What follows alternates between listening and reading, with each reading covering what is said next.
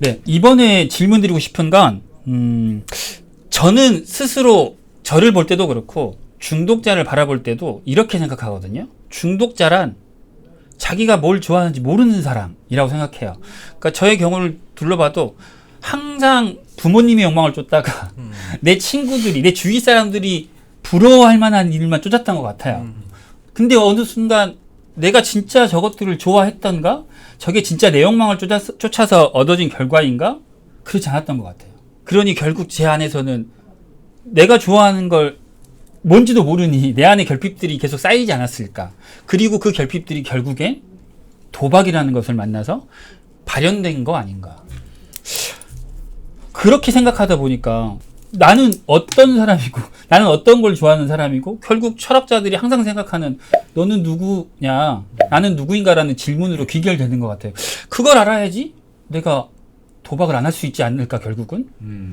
혹시 철학자로서 구체적으로 내가 누군지 내 욕망이 뭔지 알 수 있는 그런 방법들, 실제적인 생활에서 할 수 있는 방법들이 있다면 그런 이야기 한번 해주셨으면. 근데 이거는 아까 이제 중독자가 아니라 하더라도 우리 제갈거 선생님 얘기하셨던 것처럼 락강 선생님께서 이미 얘기하셨잖아요. 그쵸. 인간이란 타인의 욕망을 욕망한다면서요. 그거는 중독자가 아니라 하더라도 이런 욕망들이 있는 것은 맞는 것 같은데 중독자들이 조금 더 거기에 취약한 것인지 그러면 나의 욕망을 알기 위해서는 또 어떻게 노력을 해야 되는 것인지 그런 부분을 좀 건드려 주시면 좋겠는데요.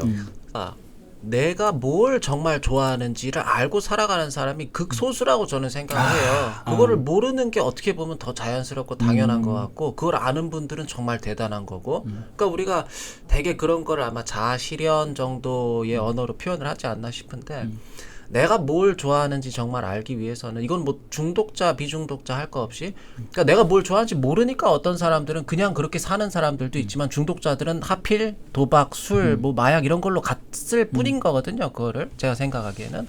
그래서 일단 내가 뭘 좋아하는지를 알려면 일단 내 기준을 싹 한번 빼봐야 될 것 같아요. 내 기준을. 왜냐하면 아까 말한 그 타인의 욕망이라는 거, 그 대타자의 욕망이라고 하는 것들은 다 어디서부터 들어온 기준들이거든요. 엄마가 예를 들어가지고 우리 총쌤 서울대 출신도 계시지만 너 서울대 가야 돼.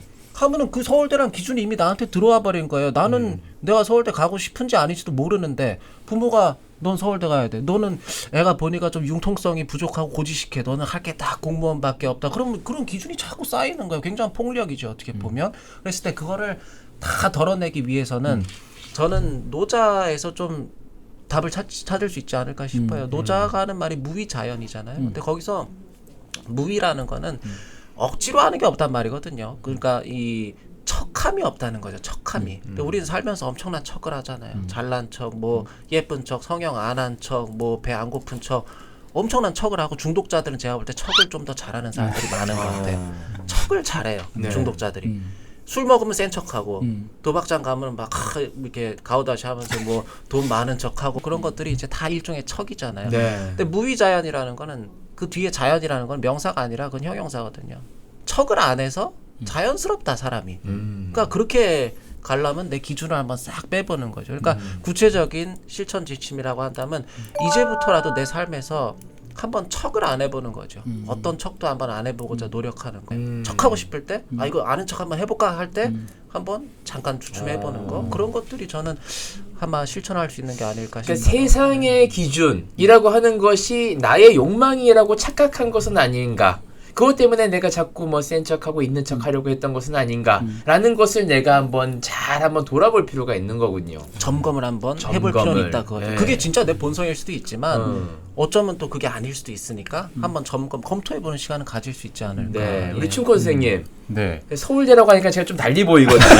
네. 저도 이 세상의 기준으로 욕망에 살아왔던 사람이니까 굉장히 달리 보입니다. 네, 왠지 만만하게 보면 안 될 것 같고 그런데요. 네, 어떻습니까? 최근에 어떤 책을 읽으면서 봤던 내용 중에 되게 인상 깊었던 게 과거에 귀족들이나 재산이 많은 사람들 있잖아요.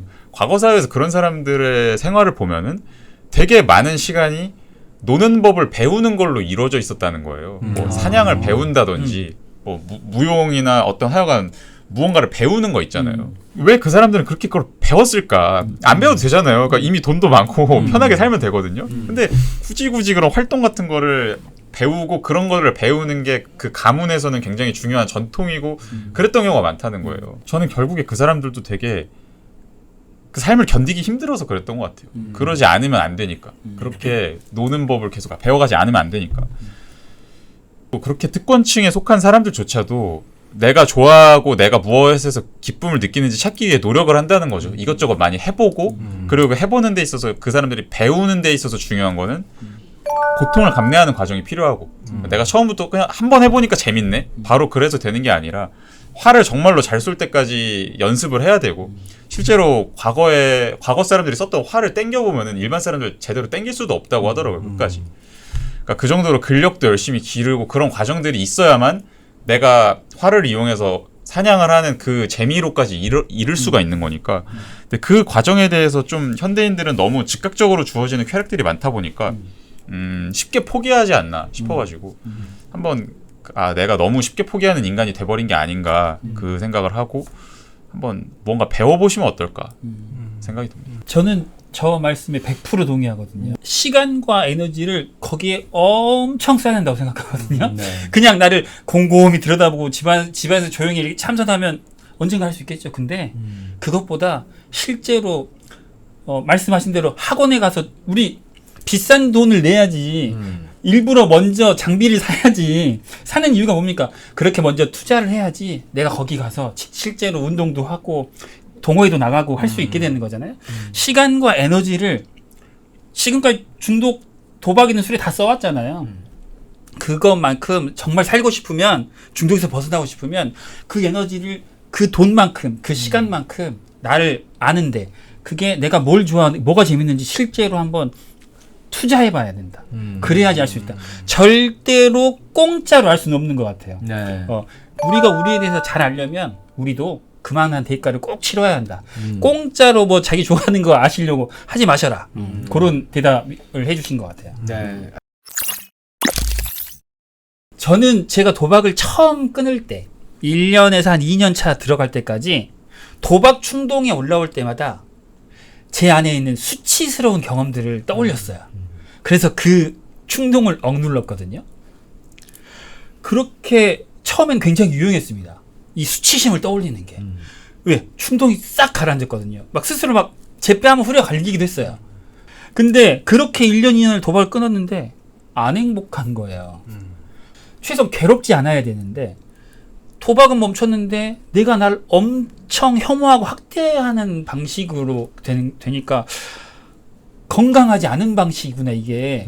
이게 순간은 가능하지만 이걸 평생 이렇게 해서는 안 되겠다라는 생각이 들어서 어떤 방법이 있을까라고 생각을 하다가 그러니까 극과 극은 다 있다라는 얘기가 있는 것처럼 날 혐오하는 거 말고 날 사랑하는 방식은 없을까? 그러니까 내가 너무 사랑하는 사람에게 도박을 권할 리가 없잖아요.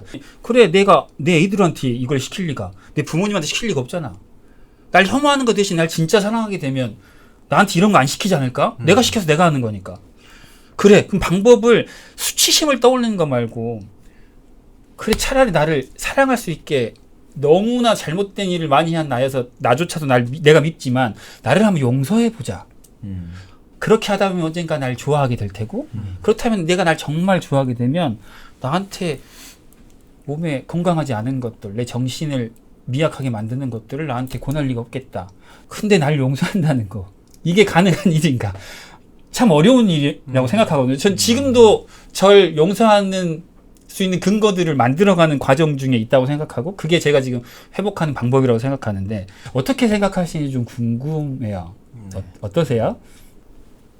니체라는 철학자가 한 가장 유명한 말 중 하나가 이제 낙타가 되고 사자가 되고 아이가 되는 거에 대해서 이야기를 하는데 그러니까 인간은 결국에는 최종적으로 아이가 되어야 한다라고 주장을 하는데 아이가 되는 게 근데 가장 어려운 단계라는 거예요. 낙타가 되고 사자가 되고 그런 것보다도. 그러니까 낙타는 삶의 짐이라는 걸 짊어질 줄 아는 인간을 뜻하고 사실 많은 사람들은 짐을 충분히 짊어지지 못하고 살아가고 나한테 부과된 책임이라든지 내가 할 수 있는 일이라든지 그런 거에 대해서 그냥 짊어지지 않으려고 하고 그리고 또 사자가 된다라는 거는 분노할 줄 아는 거고 그러니까 기존 체계에 저항할 줄 아는 건데 그것보다도 오히려 더 어려운 게 아이가 되는 거라는 거예요. 완전히 순수한 상태, 순수한 것으로 돌아간 상태. 근데 그만큼 그건 되게 어려운 것 같아요. 인간이 어른으로서 살아간다는 거는 사실 아이로부터 자꾸만 벗어나야 어른이 되잖아요. 아이는 사랑을 받는 존재인데 사랑받는 존재에서 오히려 어떤 사랑을 쟁취한다든지 내가 뭐 자식한테 사랑을 준다든지 그런 존재로 커가는 게 인간 삶이니까. 근데 내가 나를 사랑하는 거잖아요. 근데 내가 나를 사랑한다는 거는 어떤 의미에서는 저는 그 주어가 없는 거라는 생각도 들거든요. 가주어라는 거죠. 무언가가 날 사랑하는 거예요. 왜냐면 내가 나를 사랑한다라는 것 자체가 어떤 완전한 그 주어가 그냥 동일하다고 가정하면 말이 안 되는 말일 수도 있잖아요. 내가 나를 사랑한다. 그러니까 내가 너를 사랑하는 거는 가능할 수 있지만 내가 나를 사랑한다는 게 과연 뭘까 이런 의문을 품으시는 것 같아요. 근데 거기서 그 앞에 그 주어로서 온 그 나가 사실은 가주어이고 가주어라는 건 어쩌면 이 세계가 아닐까. 그러니까 다르게 표현하자면 그러니까 이 세계가 나를 사랑한다라고 생각을 할 수 있지 않을까. 그러니까 이렇게 생각하면 이제 종교적인 차원으로 넘어가는 거잖아요. 예. 근데 그런 종교적인 생각이 때로는 우리한테 되게 큰 뭐 위안이 된다고 저는 생각해요. 우리 동양에서는 그러니까 용서할 때 그 서자 있잖아요. 그게 이제 같을 여자의 마음 심자니까 같은 마음이거든요. 같은 마음. 그럼 누구랑 같은 마음이냐 여기서 그 마음이라는 거는. 그거는 이제 뭐 종교적으로는 하늘과 같은 마음이 될 수도 있겠지만은 여기서 같은 마음이라는 건 현실을 더불어서 함께 살아가는 모든 많은 이들, 대중, 민중. 그러니까 이 현실과 상식과 같은 마음이라는 거죠. 거기서 중독자들은 벗어나 있다는 게 제일 큰 문제거든요. 그래서 제가 중학교 때 이제 뭐 전 좀 놀았어요. 그래가지고 싸움도 좀 많이 하고 다니고 그랬는데 한 번은 이제 옆에 뭐 동네 싸움 잘한 친구 있다 그래서 가가지고 싸웠는데 진짜 뭐 엄청 맞았습니다. 엄청 맞고 이제 그 친구가 흥분을 하니까 저한테 이 새끼 여기가 어디라고 하고 무릎 꿇어 하는데 0.1초의 고민도 없이 무릎이 딱 꿇리더라고요. 근데 저는 그때부터 독립운동 하신 분들 굉장히 존경하게 됐거든요. 그 고민을 다 이겨내고 어떻게 나는 독립운동 절대 했으면 안 될 사람이다 이런 생각도 들고. 근데 그 당시에 저한테 물어보는 거죠. 용서하고 싶거든. 저 용서가 안 됐어요. 이 새끼 왜 거기서 무릎을 꿇고 이 바보처럼 막 그런 생각 계속하고 막 자다가도 벌떡벌떡 일어나고 그랬는데 용서하고 싶더라고요. 그래서 넌 그때 왜 그랬냐 그랬더니 그때는 현실하고 상식에서 내가 너무 벗어나 있었어. 그거 아니잖아요. 옆에 동네 학생이 옆 동네 가서 쌈박질하고 되면 난 팰 생각하고 이게 현실 상식이 아니잖아요. 그게 그 벗어나 있었던 거에 대한 너의 어떤 그게 결과물이었던 것 같다. 그러고 나니까 이제 조금 그 당시에 저와 같은 마음을 가져볼 수 있게 되는 것 같고 만약에 만날 수 있다 그랬을 때 거나 너무 늘 특별할 필요가 있을까? 가끔씩만 특별해도 괜찮지 않을까? 하다가 이제 마지막에는 거나 특별하지 않아도 돼. 네, 너 자체로 고유하잖아. 그죠? 제 생각에 특별하거나 특출할 필요는 없는 것 같아요. 그냥 내 자신이 세상에 하나밖에 없다는 거. 새쌍둥이의 아버지시니까 아시겠지만 새쌍둥이가 생긴 건 뭐 또 비슷할 수도 있지만 다 다릅니다. 다 다르잖아요. 그러니까 그 고유한 것 자체에서 의미가 있는 거지. 이 세상에 나는 하나밖에 없다는 거에서 의미가 있는 거지. 거기서 막 대단한 어떤 나만의 그거를 자꾸 많은 의미를 부여하려다 보면은 그게 중독에는 더 오히려 독이 되는 것 같아요. 왜 특별해야 되는가? 그냥 이런 나 지금 내 상태가 뭐 불행하다면 아니면 내가 좀 지금 내 마음에 안 들더라도 이런 나도 내가 좀 귀하고 소중하게 여겨줄 수 있는 마음 뭐 거기서 행복은 조금씩 뭐 오는 게 아닐까 이제 그런 생각이 좀 들고요. 그래서 나 자신을 용서하는 거는 이런 나라도 한번 아껴줘 보는 거. 그래 너 괜찮다 귀하다 이렇게 생각해줘 보는 거 아닐까 좀 그런 생각이 듭니다. 네. 이게 정확하게 척이거든요. 내가 특별하고 싶다는 얘기는 나는 특별하지 않다는 걸 알고 있거든요. 그래서 도박이라도 뭐라도 해서 나는 특별한 존재라는 걸 척하고 싶은 건데 아는데 그걸 사실은 직면하고 싶지 않아서 그래서 중독에서 빠져나오지 않고 거기에 계속 머물러 있었던 것 같다고 지금 돌아보니 그때 저를 돌아보니 아 네가 그러고 싶었구나 라는 생각을 저도 합니다. 대한민국이라는 사회에서 중독자라는 그리고 도박 중독자라는 이 주홍 글씨를 가지고 살아가야 하는 이들에게 해주고 싶은 좀 희망의 메시지 같은 거 없을까요? 아 너무 외람된 말씀처럼 느껴질 수 있어가지고 조심스럽긴 한데 인간은 저는 되게 다 치부로 숨기고 살아간다 생각해요, 사실은. 예. 누구나. 그러니까 도박이라는 거에 대해서 우리가 마지막에 뭐 용서에 대해서 말씀도 주셨고, 그거는 이렇게 논의라도 어느 정도 될 수 있잖아요. 그러니까 그거 자체가 이미 저는 그 도박 중독이라는 거를 바라보는 사회의 시선이 꽤나 온정적인 거라 생각해요. 이미. 그래서 자신이 너무나 씻을 수 없는 치부를 가지고 있는 거라는 생각을 할 필요는 없다는 거죠. 예, 자신을 용서해도 충분히 괜찮을 만한 이슈고, 아예 이게 논의조차 불가능할 만큼 그냥 입 밖에도 꺼내기 싫은 인간의 엄청난 악한 가능성들이 저 진짜 많다고 생각하거든요. 누구나 다 그 중에 되게 일부는 품고 살아갈 수밖에 없고, 그렇기 때문에 자신에게 좀 자신감을 가지시면 좋지 않을까 생각이 듭니다. 네, 제갈거 선생님. 네, 저는 근데 이제 우리 chu 선생님 말씀처럼 약간 또 온정적인 면도 있을 수 있는데 어쨌든 우리 대한민국에서 중독자, 저는 당사자로서는 중독자라는 거는 낙인을 안고 살아갈 수밖에 없어요. 왜냐하면 그거는 내가 선택한 거에 대한 책임의 일환이기도 하고, 그리고 아직까지는 우리 사회가 노력은 많이 이제 서서히 해나가고 있는 것 같은데, 일단 중독에 대한 인식 자체도 너무 부족하고 중독이 뭔지도 모르고, 그래도 옛날처럼 막 저거는 의지도 없고 뭐 완전히 한번 중독됐다면 못 쓰게 된 거다, 이제 이런 거에선 조금 벗어나고 있긴 한데, 아직까지도 이제 뭐 세상 만만하지 않지 않습니까? 만만하진 않습니다. 근데 제가 드리고 싶은 말씀은 막 너무 막 큰 의미를 부여할 필요는 없다는 것 같아요. 그냥 중독이 내가 됐다는 거는 내가 이렇게 내 안에 이 정도의 에너지가 있다 하는 거를 알게 된 하나의 사건이고, 그럼 앞으로 나는 이 에너지를 갖고 뭘 할 거냐, 계속 또 한번 중독에 빠져볼 거냐, 아니면 이걸 갖고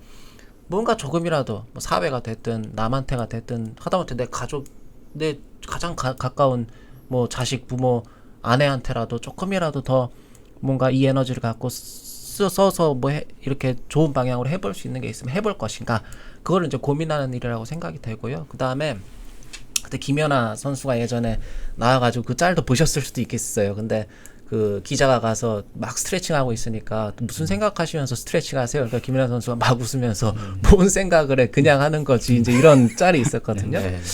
근데 삶은 저는 그런 것 같아요. 우리 동양인들은 그냥 살았던 것 같아요. 뭐 죽어서 뭐 천국 지옥 가고 이런 것도 우리는 없었고, 그냥 태어났으니까, 내 의지로 안 태어났지만 태어났으니까 그냥 농사짓고 소 키우고 살다가 때 되면 갈 때 되면 가고, 천국 지옥 뭐 이런 거 없으니까 죽는 것도 무섭지도 않고, 우리는 그렇게 그냥 살았던 게 맞는 것 같은데, 그냥 안 살게 되면서부터 중독에 빠지는 것 같아요.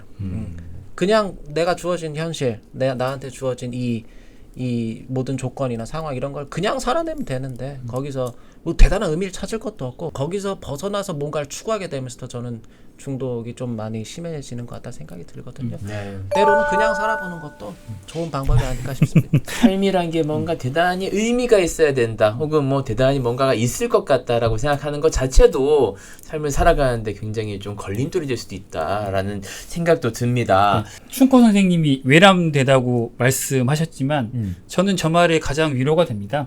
중독자 너만 상처 있는 거 아니야? 너만 이상한 거 아니야? 선생님도 이상한 거 있잖아요, 마음속에. 많죠. 그렇죠? 네. 우리 모두 다 내 공부하지 안에 않을 뿐입니다, 여러분. 내 안에 다 품고 자기만의 무게가 있고 짐이 다 있는데, 네.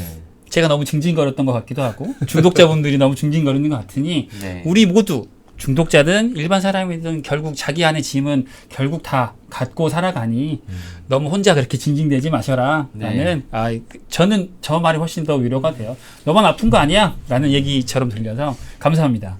자, 이렇게 오늘 이제 철학자 두 분 모시고 이런저런 이야기 나눠봤는데요. 실제 이 중독의 경험이 있었던 우리 마카오김님이 듣기에는 우리 두 분의 이야기 어떻게 오늘 들으셨습니까? 저 혼자 생각했거든요. 네. 살려고. 이렇게 하면 살 수 있을까? 살고 싶다는 마음 하나로 도박을 멈추고 있는 그 안에 이런 생각을 나만 하고 있나? 이것도 좀 이상한 일인가라고 생각했던 일들을 저보다 훨씬 사유의 깊이가 깊으신 분들께, 오랫동안 공부해 오신 분들께 여쭤봐서 그나마 내가 가는 길이 그래도 무언가 헛짓거리를 하고 있진 않았구나. 최소한 살기 위해 가는 방향을 맞나 보다 이 정도의 위로와 희망을 얻었습니다. 네. 너무 감사했어요. 저희 도박 엔딩을 시청하신 시청자분들 중에도 정말 도박에서 벗어나기 위해서 발버둥을 치고 살아내기 위해서 안간힘을 쓰면서 다양한 생각들을 할 텐데 그 생각이 조금은 좀 맑아지는 계기가 되기를 바래 보겠습니다. 이렇게 두 분 시간 내주셔서 감사하고요. 감사합니다. 저는 여기서 인사드리도록 하겠습니다. 함께해 주신 여러분 고맙습니다. 감사합니다. 감사합니다.